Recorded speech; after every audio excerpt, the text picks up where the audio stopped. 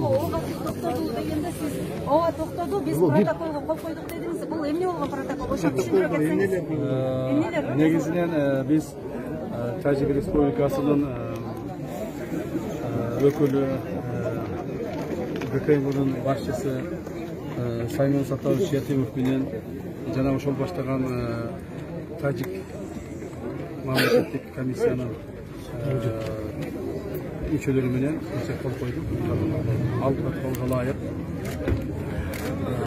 Kırgızistan ve Tacikistan'da çegaralarının bardıq ülkelerinde, birilemez bardıq ülkelerinde tınçlıkты ornatуу boyunca.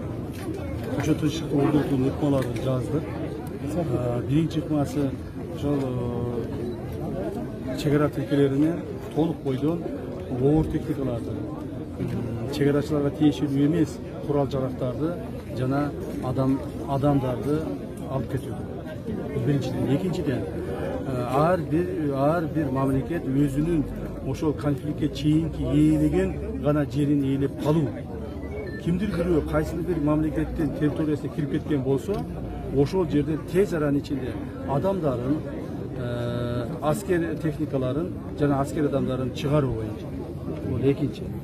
Üçüncüden uşul protokoldorun atkарылышы boyunca, то есть ушул жогорку пункттардын аткарылышы боюнча комиссия түзүлүп, ал комиссиялар жерлеринде biz жогоруда көрсөтүлгөн маселелерди териштирип, карап жана чечип турат.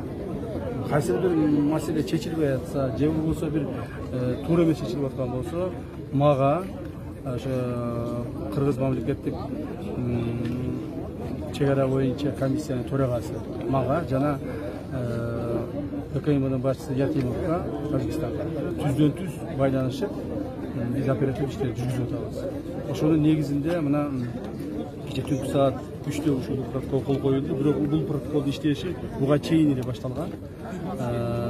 Ошонун негизинде мына күн жакшы өттү. Эч кандай бир да жерде ок атуу же ызычуу же кайсыл бир бузуулар болгон жок. Бүгүн кечке дагы эч нерсе байкалган жок. Кудайга шүгүр, мындан ары ошол протоколдун негизинде мамлекеттик бардык органдар, чегара өлкөсүндөгү чегарачылар, коопсуздукту караган милиция органдары толук бойдон иштей баштайт деп ойлойм. Экинчи сурак, сиз айттыңыз, бул кабылышы тууралуу бизде алдын ала маалымат бар болчу дедиңиз. Эгерде сизде Спутник Кыргызстандан Зульфия Тургунова, эгерде сиздерде алдын ала маалымат болсо, анда сиз Германияга жөнөп кеткен убактыңыз менен кабылышуунун башталышы дал келип атат. Буга кандай комментарий бере бересиз? Эгерде кабылышууну билсеңиз, барбай бул жакта алдын алып калууга мүмкүнчүлүк бар беле сиздерде? Кагылышуу болот деп эч ким билген эмес жана аны билиш мүмкүн да эмес.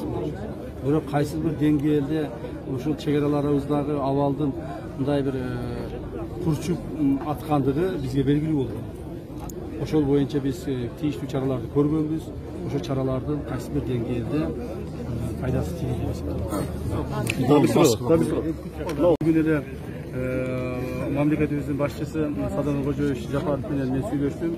Sadan Koca Japarov өзүнүн жеке жетекчилигинин астында бүгүн ушул жерлердеги жабыркаган адамдарга гуманитардык жардамдардын жеткирилиши, алардын ошол социалдык жактан корголушу, керектүү тамак аш жеткирилиши боюнча жеке көзөмөлүн алып отурат. Жана ошонун негизинде бүгүнкү күндө гуманитардык жардам жетпей калган, же болбосо ачка калган, же болбосо ушундай бир социалдык жардам көрсөтүлбөй калган адамдар жок десе, бардык мамлекеттик органдар оперативдүү түрдө ушул маселени чечип атышат, жерлеринде иштеп атышат. Андан сырткары мына ушул жерде үйлөрү күйгөн адамдарды биз сурап берип атышпайбы, Тажикстандан жардам аласыңар. Биз Тажикстандан эч кандай жардам албайбыз, жардам сураган жокпуз. Өзүбүздүн күчүбүз менен кыска убакыт ичинде ар бир күйгөн үйдү ордуна коюп, ошол жердеги мындай залакасы тийген адамдардын жашоо тиричилигине керектүү буюмдар менен камсыз кылып, алардын кредиттерин, алардын жана башка мындай керектүү жоготкон буюмдарын, үйлөрүн, машиналарын жоготкондору бар, мал мүлкүн жоготкондору бар.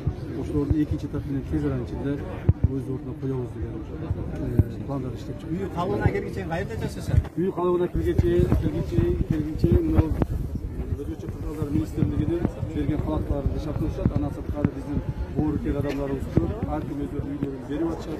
Ошол үйлөрдө жашап турат. Эң акыркы күндү биз ушул сентябрга чейин, суук түшкөнгө чейин бардыгын үйүнө киргизип бүтөбүз деген ойдомуз.